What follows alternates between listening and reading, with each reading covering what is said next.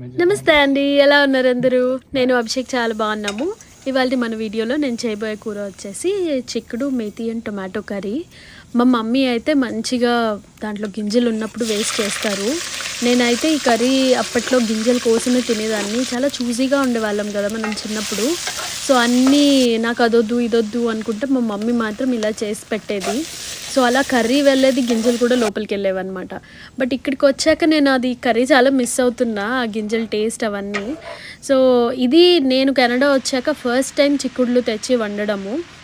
ఎందుకంటే ఇండియన్ మార్కెట్లో అప్పుడప్పుడు వాళ్ళు ఫొటోస్ పెడుతూ ఉంటారు ఈ వెజిటబుల్స్ వచ్చాయని. బట్ ఆ టైంకి మేము అక్కడికి వెళ్ళలేము ఎప్పుడు. అండ్ మోస్ట్లీ వచ్చినట్టు అలా ఖతమైపోతాయి అనమాట. సో మొన్న మా లక్కీగా ఏమైందంటే మేము చావా మూవీకి వెళ్ళినప్పుడు ఇంకా సరే దగ్గరలోనే ఉంది కదా అని ఇండియన్ మార్కెట్ వెళ్ళాము. అప్పుడే స్టాక్ మా ముందరే తెచ్చి పెట్టాడనమాట.